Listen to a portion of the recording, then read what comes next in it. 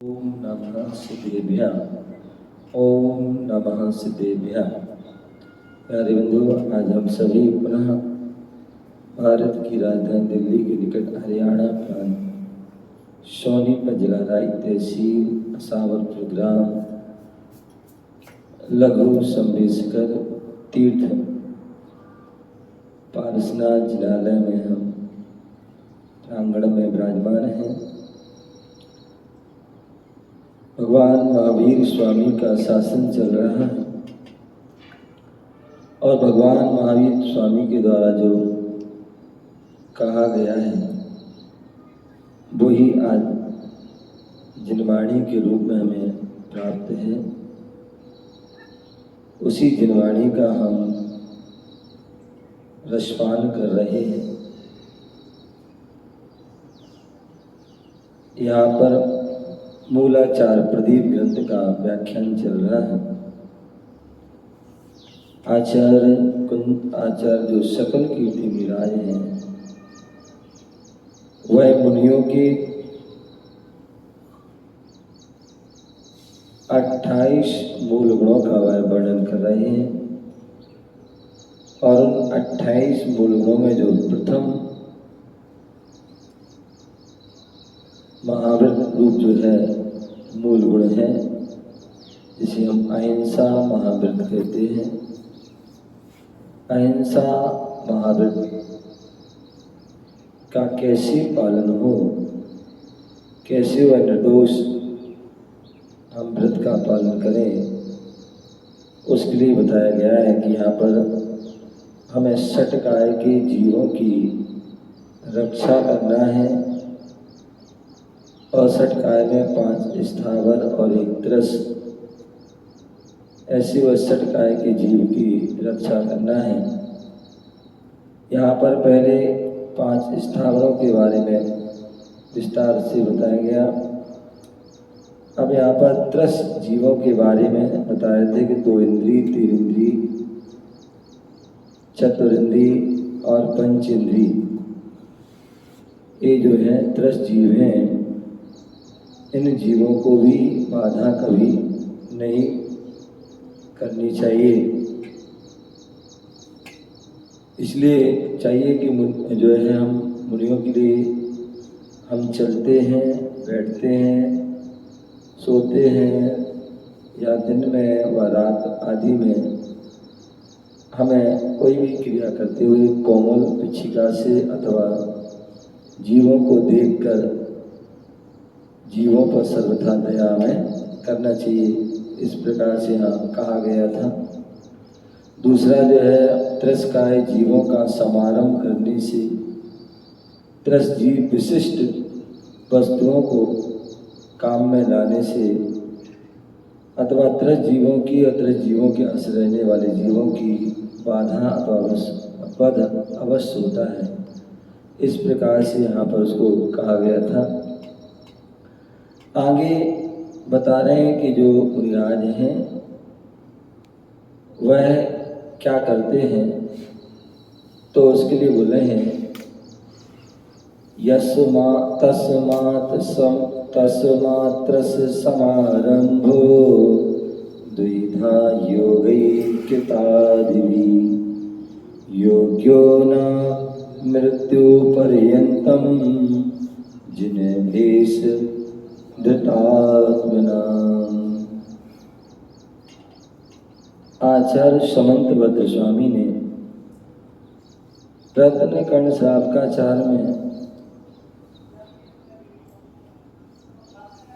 वहाँ पर जो है जब व्रत आदि की बात वहाँ कही तो बोले वहाँ पर 2 प्रकार के वह नियम होते हैं।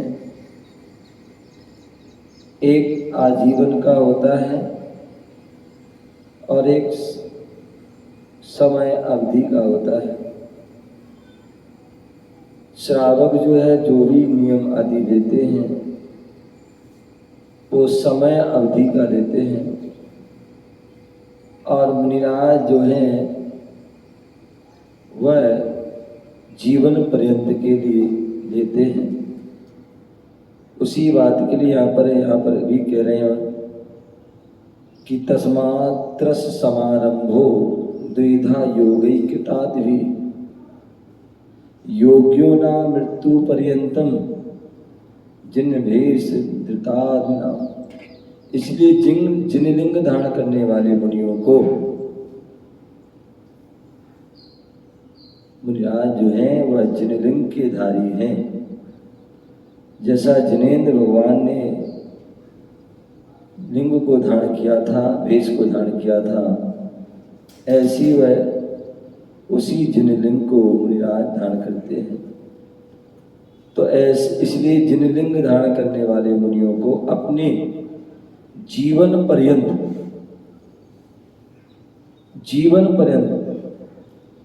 जब तक जीवन है तब तक मन वचन काय और कृत कारित अनुमोदना से दोनों प्रकार के त्रस जीवों का समारंभ कभी नहीं करना चाहिए। क्या बोले?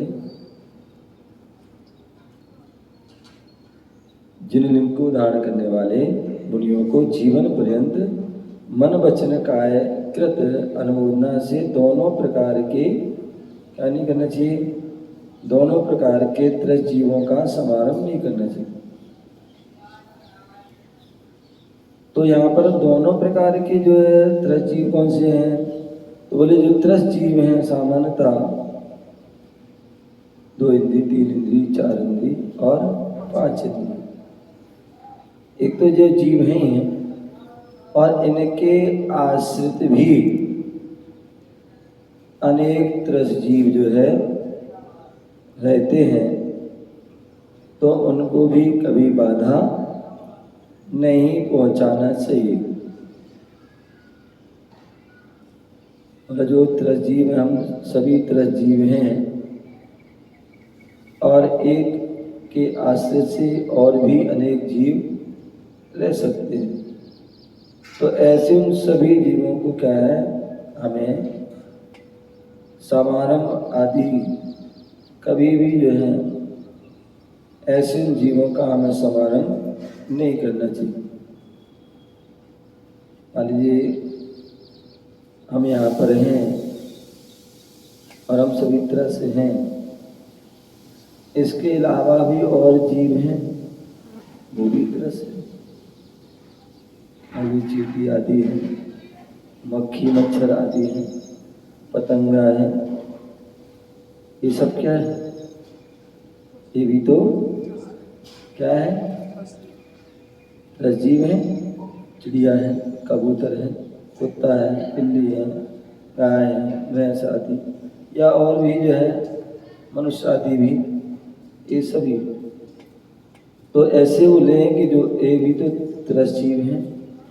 तो ऐसे जो है मन वचन काय और कृत काय अनुमोदना से दोनों प्रकार से त्रस जीवों का समारंभ, मतलब अपने कोई भी कार्य आदि के लिए किसी प्रकार से किसी जीव का जो है समारंभ ऐसा कोई ना हो कि अपने स्वार्थ के बाद हम किसी के प्राणों का हनन कर दें या किसी अपने जो है स्वार्थ करने अपना दुनिया कहते हैं अपना काम बनता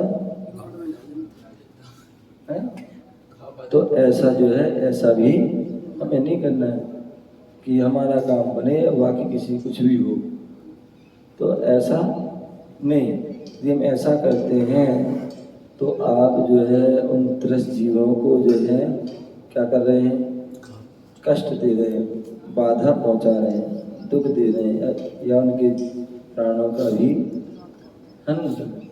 तो ऐसा हमारे लिए कभी नहीं करना चाहिए।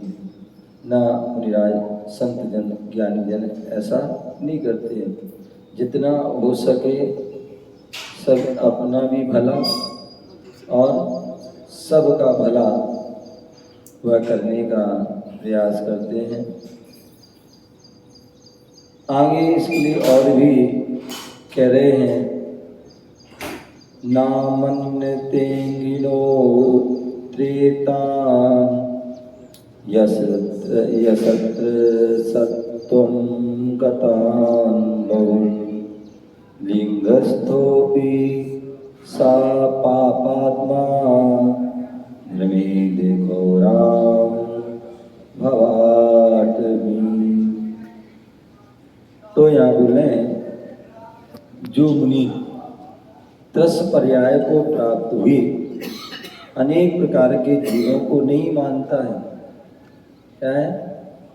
जो जीव हैं, मनुष्य हैं, जो मुनिराज हैं, वह त्रस पर्याय को प्राप्त हुए हैं। स्वयं तो त्रस पर्याय प्राप्त हुए हैं, लेकिन अनेक प्रकार के जीवों को वह नहीं मानते हैं। हम तो त्रस हैं, अन्य जीव त्रस हैं नहीं है, बोले हम इनको नहीं मानते। तो ऐसा वह पापी जिन लिंग धारण करता हुआ भी संसार रूपी घोर वन में भ्रमण करता है। क्या करता है?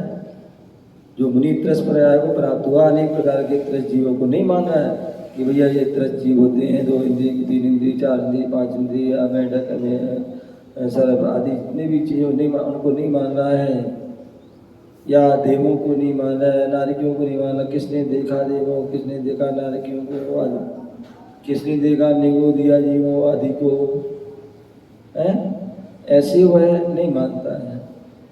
तो वह जो है क्या है? जिन लिंग धारण करता हुआ भी क्या है? संसार रूपी घोर वन में भ्रमण करता है। भले उन्होंने बाहर से उन्हें मुनि मुद्रा को धारण कर लिया है, नग्नता को धारण कर लिया है, हो सकता विशेष ज्ञान भी हो, लेकिन फिर भी वह उनको वह यथार्थ में उनको नहीं मान रहा है या उन पर श्रद्धा नहीं कर रहा है, तो बोले वह पापी है। और जिन लिंग धारण करता हुआ, भले उसने जिन लिंग को धारण कर लिया लेकिन वह ऐसा कुछ नहीं मान रहा है, तो वह पापी है। और वह संसार रूपी घोर वन में, संसार क्या है? वह घोर बने हैं, ऐसा घनघोर वन में जो है भ्रमण करता है, अनेक अनेक पर्यायों को धारण करता है और मन को प्राप्त होता है, जन्म लेता मन करता है। ऐसी वह घनघोर परिभ्रमण करता रहता है। इसलिए और भी यहाँ पर आचार्य भगवान कह रहे हैं, विचिंतेति प्रज्ञिने दयाद्र सांगीनां सदा अनुष्ठेयाना बाधा छात्रा कर्मत्ते तपोधने। इस प्रकार प्रमाद का त्याग करने वाले मुनियों को क्या हमारे लिए क्या करना चाहिए? प्रमाद का त्याग। कोई भी धार्मिक कार्य है, उस कार्य में हमारे लिए प्रमाद नहीं करना चाहिए। प्रमाद जो काम करना है, अच्छा कार्य है, उसे कल पर नहीं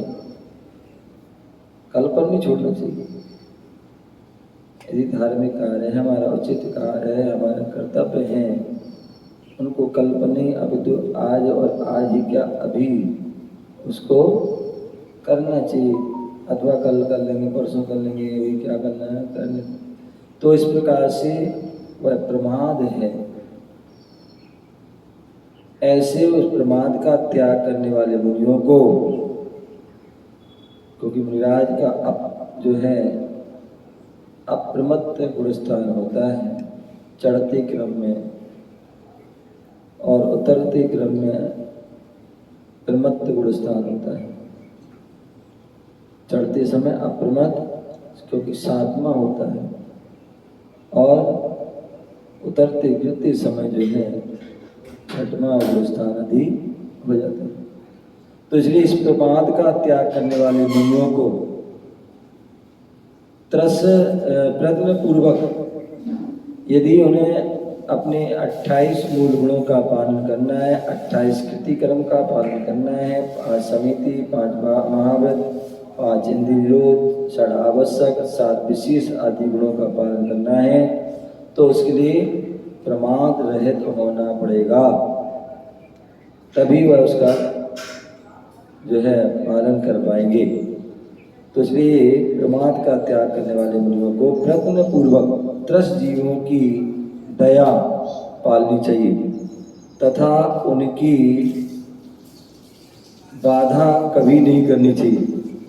क्या त्रस्त जीवों की हमें दया करना है, रक्षा करना है तथा उनकी कभी भी उनकी बाधा कभी नहीं करना है। इस प्रकार से वह यहाँ पर उन्होंने बताया। आगे और भी बोल रहे हैं, त्रिशुद्ध एतैर् संयोत्रे रक्षां कुर्यात् षडङ्गिनाम् अप्रमत्तो भवेत् तस्माद्यं संपूर्णं महाव्रतम्। यही समझकर जो मुनि अप्रमत्त होकर तथा मन वचन काय की शुद्धता पूर्वक छहों प्रकार के जीवों की रक्षा के लिए पूर्ण प्रयत्न करता है। क्या बोले, ऐसी सारी बातों को समझ लेता है तो समझने के बाद जो है क्या करते हैं, वह अप्रमत्त होकर के अपने सातवें गुण स्थानों को प्राप्त करके वहाँ निर्विकल्प ध्यान अवस्था को प्राप्त होकर के क्या करते हैं, मन वचन काय की शुद्धता पूर्वक हमारे लिए जो है दोष कब लगते हैं या हमारे व्रतों में अतिचार अनाचार आदि कब लगते हैं, तो बोले जब हमारा मन अशुद्ध हो।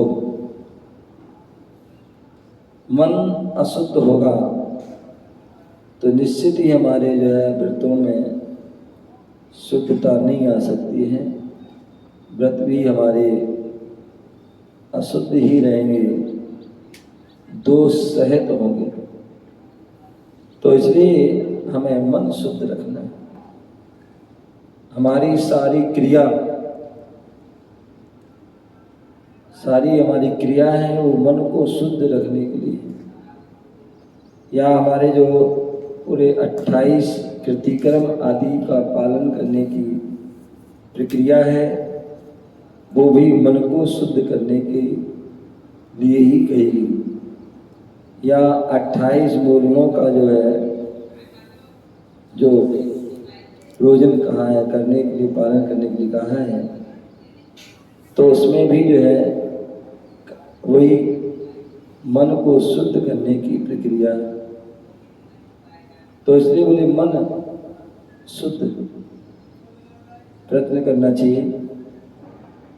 और यदि मन शुद्ध हो गया, मन में किसी प्रकार के कोई विकल्प नहीं है, मन में किसी प्रकार के कोई आरंभ सारंभ आदि के भाव नहीं है, हिंसा झूठ चोरी कुशील प्रक्रिया आदि के भाव नहीं है, क्रोध मान माया लोभ आदि के नहीं है, तो निश्चित ही वह मन जो है शुद्ध रहेगा। और जब मन शुद्ध रहेगा तो वचन भी हमारे शुद्ध होते, अन्यथा जो हमारा अंदर मन में चल रहा है उसके अनुसार ही हमारे वो वचन भी प्रकट होते हैं।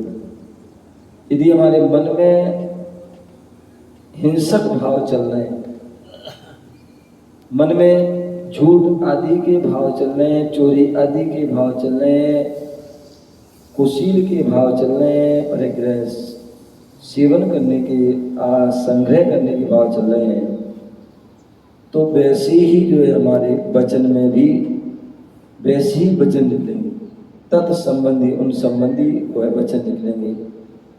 और जहाँ मन वचन एक हो जाते हैं तो वहाँ पर वो काय की जो चेष्टा है, काय से जो क्रिया होती है, वह क्रिया भी उसी के अनुरूप होती है। ऐसा नहीं हो सकता कि मन में कोई बात ना हो, वचन में नहीं हो, काय में अपने आप हो जाए। मन में होए वचन उचरिए, वचन होए सो काय। जब व्यक्ति के मन में भाव होते हैं तभी वह वचन में आते, वचन में आते तो काय में आते हैं। वो बात अलग है कि उसको वो करता नहीं करता, वो बात अलग है। व्यक्ति जो है अच्छे कार्य को जो है मन में आता है तो उसके लिए बारे में कई बार सोचता है, करूं ना करूं, ना करूं करूं।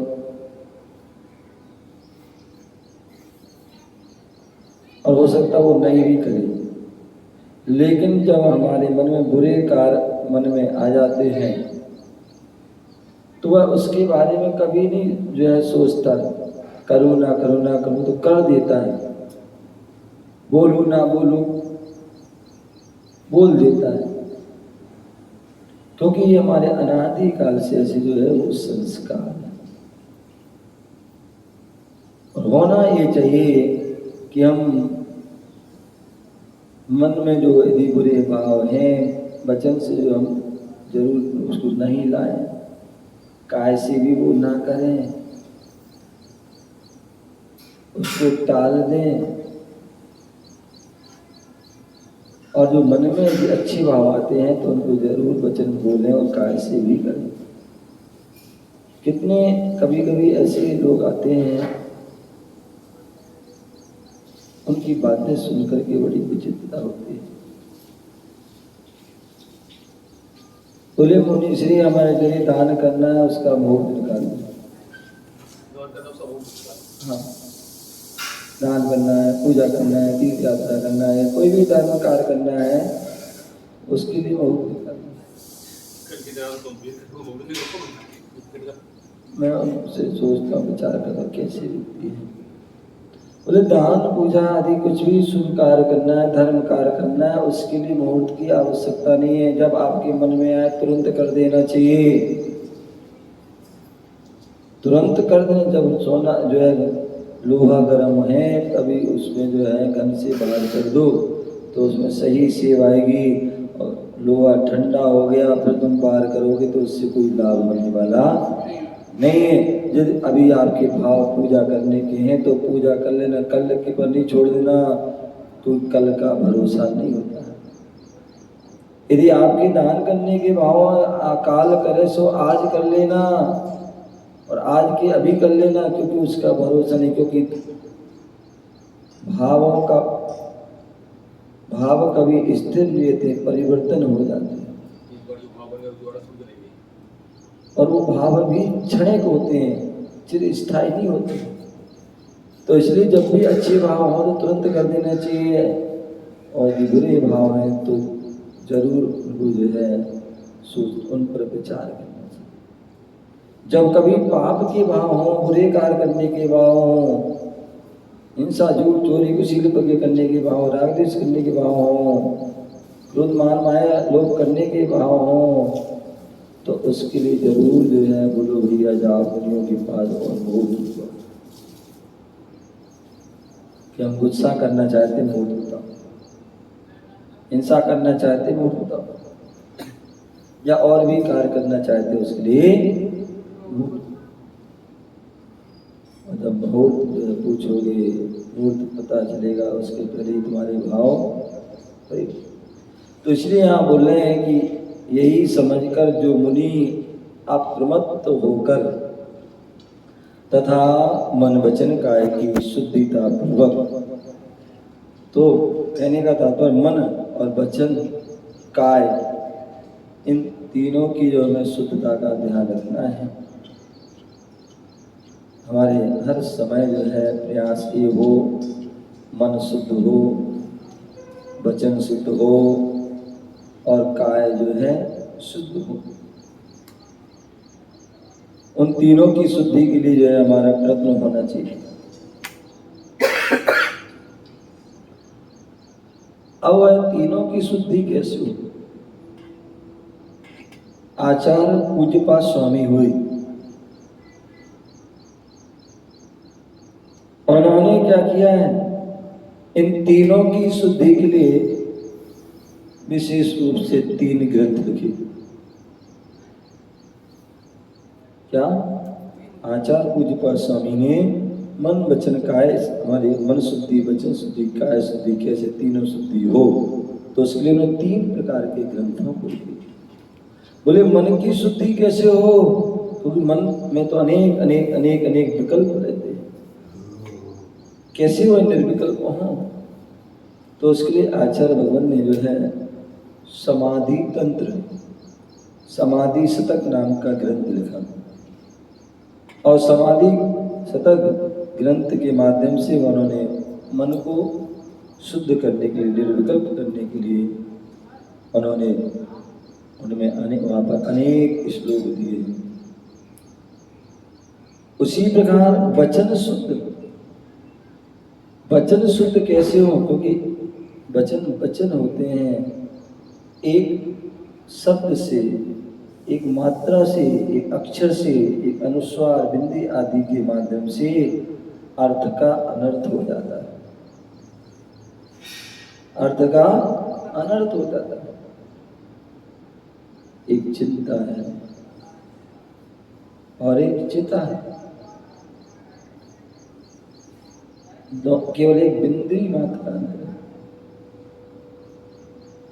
लेकिन चिंता और एक चिता, चिता अलग है, चिंता अलग है, और वैसे देखा जाए दोनों एक,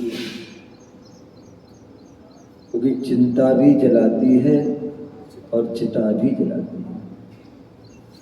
चिता जो है वह मृतक को जलाती है, चिता जो है मृतक को जलाती है, और चिंता जो है जीवित को जलाती है। तो इसलिए जो है शब्द, एक कुंती है, एक कुत्ती है, थोड़ा सा अंतर है, लेकिन अर्थ अलग है। तो इसलिए जो है बोले वचन शुद्धि, कभी भी हम पूजन करते हैं, पाठ करते हैं, जाप करते हैं, कोई स्तोत्र पढ़ते हैं, तो यदि हम उसको शुद्ध पढ़ते हैं तो उसका हमें फल भी शुद्ध मिलता है, और यदि हम अशुद्ध पढ़ते हैं, कितने लोग जब हम भगवान को निर्माण कांड आदि पढ़ते हैं, हम क्या पढ़ते हैं, बहुत से लोग कहीं का कहीं कुछ भी पढ़ देते हैं, ये बलभद्र मुफत में गए, क्या मुकत में गए, होना चाहिए तो मुफ्त में कह दिए, क्या भाई, ये बलभद्र मुफ्त में गए। तो हमारे लिए जो है जब भी हम कोई पढ़ते हैं तो ध्यान से पढ़ना चाहिए, शब्द का जो है अर्थ का अनर्थ हो जाता है। तो इसलिए वचन शुद्धि, भक्तांबर, भक्तांबर पढ़ते हैं तो उसका अर्थ अलग हो जाता है, भक्तामर, भक्त प्लस अमर, तो उसका अलग अर्थ है। ऐसे बहुत सारी चीज, तो इसलिए हमें जो है बोले आचार्य पूज्य पाद स्वामी ने कहा कि वचन की शुद्धि कैसे हो, तो उसके लिए उन्होंने जैन व्याकरण लिखी। क्या लिखी? जैन व्याकरण।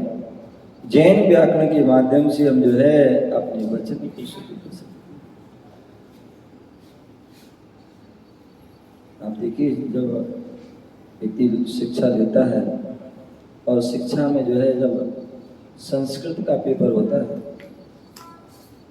संस्कृत के पेपर में जो क्या होता है, एक एक जो है बारीकी से चेक किया जाता है कि इन्होंने बिंदी लगाई नहीं लगाई, हलन लगाया नहीं लगाया है, कौन सा अच्छा दीर्घ है, कौन सा जो है ह्रस्व है, कौन सा लुप्त है आदि, जो भी वो सारा देखते, कहाँ पूर्ण विराम है, कहाँ विराम है, ये सारी चीज देखते। इसी प्रकार जब हिंदी का पेपर होता है, हिंदी में भी जो अच्छे व्याकरण, मतलब हिंदी की भी व्याकरण है, उसमें जो देखते हैं कहाँ पर पुल्लिंग शब्द है, कहाँ स्त्रीलिंग है, कहाँ नपुंसक लिंग है आदि क्या है, तो इन सारी चीज़ों को वहाँ पर भी देखा जाता है। जो समझदार होगा, जो पढ़ा लिखा होगा, देखेगा वो एक एक शब्द देखेगा, तो उसके हिसाब से वह उन्हें नंबर देता है। तो इसलिए यहाँ बोल रहे हैं, यही जो है समझ कर जो मुनि अप्रमत्त होकर के मन वचन काय, तो मन की शुद्धि के लिए समाधि तंत्र, वचन की शुद्धि के लिए जैन व्याकरण, और काय की शुद्धि के लिए, काय शुद्ध कैसे होगा? काय शुद्ध केवल नहाने से नहीं होगा या शुद्ध वस्त्र पहनने से शुद्ध हो जाएगा। जब तक आपका शरीर निरोगी नहीं है तब तक आपकी काय शुद्धि नहीं है। जब तक आपका क्या शरीर जो निरोगी नहीं है, आपका शरीर शुद्धि। आपके लिए मालूम पड़ा पेट दर्द हो रहा है और से अनेक प्रकार की बाधाएं आ रही हैं, आपको बार बार आना जाना पड़ रहा है, कहाँ शुद्धि है? आपके लिए जो है जुखाम बढ़ गया है और बार बार जो छींक आ रही, बार बार जो है कुछ भी जो है नाक आ रही है, तो अभी आपकी शुद्धि नहीं है। या आपका पित्त बढ़ गया, उल्टी आदि आ रही है, तो भी आपकी शुद्धि नहीं। या आपके लिए जो है कफ आदि बढ़ रहा है, या जो है बात आदि की बाधा हो रही है, खांसी आदि की बाधा, अनेक प्रकार की बुखार आदि की बाधा हो रही, कोई भी ऐसी जो है रोग हो जाते हैं, तो फिर आपकी वह काय शुद्धि नहीं है। इसलिए आचार्य पूज्यपाद स्वामी ने कहा है काय शुद्धि रखना है, उसके लिए आपको निरोगी होना जरूरी है। और निरोगी कैसे होगी? तो उसके लिए उन्होंने जो है आयुर्वेद का ग्रंथ लिखा। आयुर्वेद का जो कल्याणकारक आदि जो ग्रंथ है उसको उन्होंने ग्रंथ, और उस ग्रंथ के माध्यम से आप जो है काय शुद्धि, तो इसलिए बोले मन शुद्धि, मन वचन काय की शुद्धता पूर्वक, जब ये तीनों शुद्ध होंगे तभी आप 6 काय के जीवों की रक्षा कर पाओगे, रक्षा के लिए पूर्ण रूप से प्रयत्न कर पाओगे। और मन वचन काय शुद्धि नहीं है तो 6 काय के जीवों की आप रक्षा नहीं कर पाओगे, उनके लिए प्रयत्न नहीं कर पाओगे। तो इस प्रकार से बोले मुनिराज के लिए अप्रमत्त होकर मन शुद्धि, वचन शुद्धि, काय शुद्धि पूर्वक 6 काय के जीवों की रक्षा करना चाहिए, उसका प्रयत्न करना चाहिए। यही उनका पहला अहिंसा महाव्रत है। और जहाँ अहिंसा महाव्रत का निर्दोषता से पालन हो गया तो समझ लेना अन्य जो है क्या होंगे, अन्य जो है व्रत महाव्रत पालन हो सकते हैं। तो जहाँ अहिंसा महाव्रत का ही पालन नहीं हो पाया तो अन्य जो है व्रतों का पालन कभी भी निर्दोष नहीं हो सकता है।